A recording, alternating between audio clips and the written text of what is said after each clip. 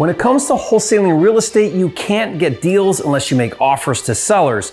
Well, it's common to have a seller who wants way more than you can pay to make it a good deal that you can wholesale for a profit, and most new wholesalers struggle to make the offer if it's a lot lower than the seller's desired price. So in today's video, I have 4 powerful tips for making lowball offers to sellers coming up.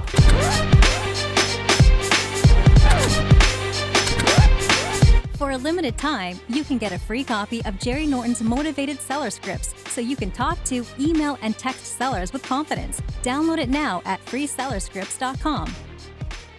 If you're new here to this channel, I'm Jerry Norton with flippingmastery.com, and this channel is all about ways to help you make money wholesaling and flipping real estate so you can live your dream life.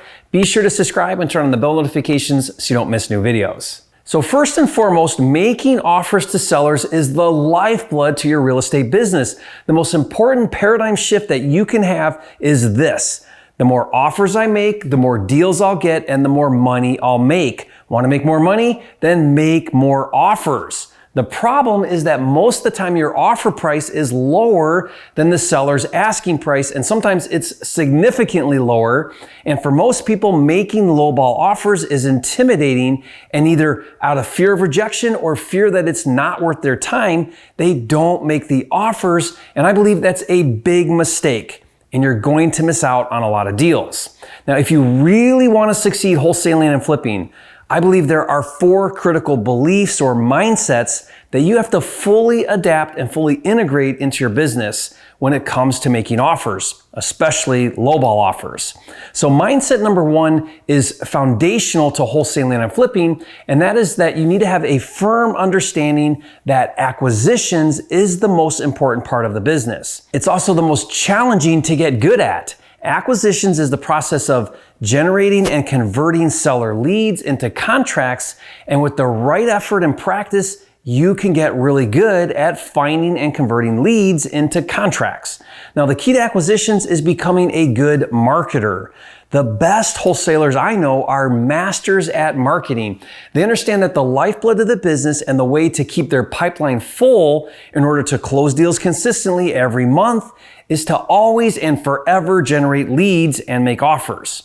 Now, I refer to this as turning on a faucet that never turns off. In other words, you are always generating leads, which means you're always making offers, which means every single day, all the time. If you want to succeed as a wholesaler, learning marketing skills is just as important, maybe even more important than learning real estate. I honestly consider myself more of a real estate marketer than I do a wholesaler or a flipper. And good marketers understand that it costs money to make money. As a general rule of thumb, it costs between $3,000 to $5,000 per deal in marketing cost. Things like buying lists, skip tracing, texting, cold calling, direct mail, bandit signs, and pay-per-click, just to name a few. So if your goal is to do 5 deals a month, plan on spending between $15,000 to $25,000 in marketing.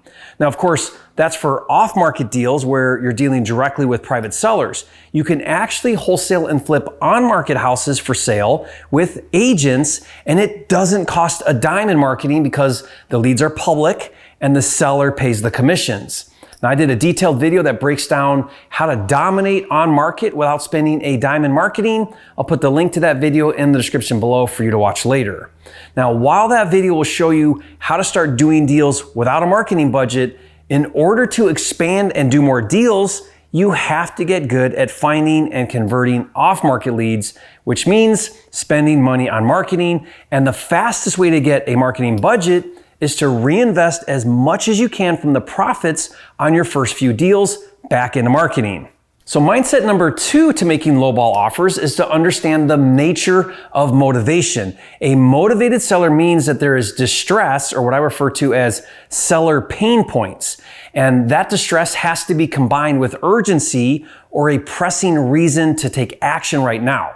Now, this type of seller will gladly trade equity for peace of mind. And your job with acquisitions is not to create motivation or convince someone to sell you their house, but rather to find already motivated sellers.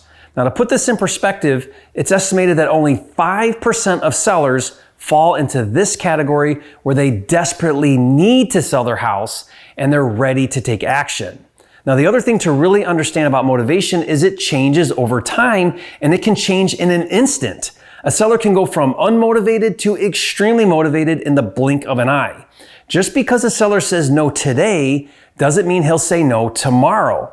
Now, I once had a seller tell me he would never sell his house for as low as I offered in a million years, and then called me the very next day ready to take my offer.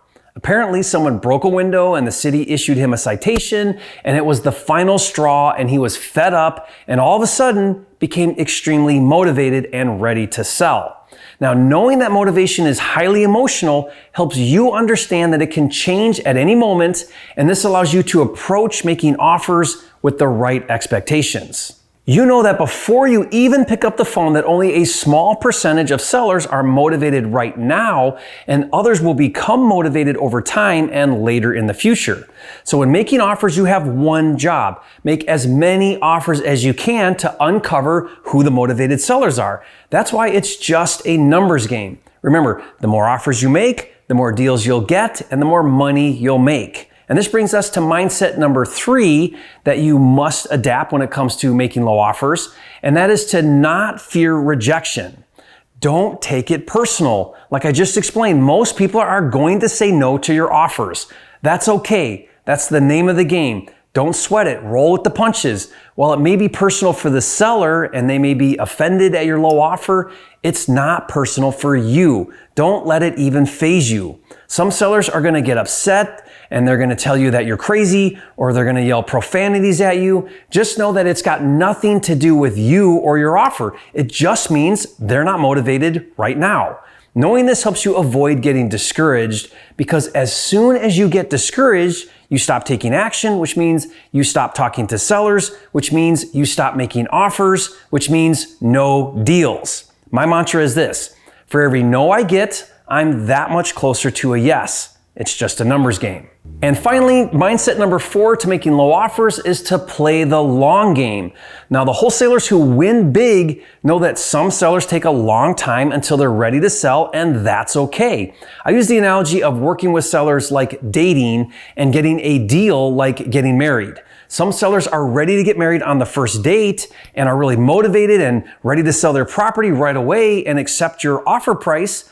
Others need time to court and take a while before they're ready to get married and sell their house or sell it at your price. Your job is to ask them on a date and to propose to get married, and it doesn't matter where they're at in the decision-making process, because you know you're a match made in heaven and you're in this for the long haul. By playing the long game and being patient, we've gotten deals 6 months, 1 year, 2 years of courting from our initial date. Now, I have people ask me all the time, I have a seller who won't come down on their price. What do I do? The answer is nothing. Follow up next week and every week after that. Keep going on dates until they're ready to get married. Remember, according to the National Sales Association, 80% of sales are made on the 5th to 12th follow-up. Repeat after me. The more offers I make, the more deals I'll get, and the more money I'll make. Own it and live it. So if you found value in this video and you're ready to step up your offer game, leave a comment and say, Jerry, thank you for the valuable tips. You are a flipping genius. Now, the next thing that I want you to do is watch a video where I break down how to make 100 offers a month in a fraction of the time. So watch that video now. And if you haven't yet, be sure to subscribe to the channel. With almost 600 videos, this is the #1 channel on YouTube for all things wholesaling and flipping. And I'll see you on the next video.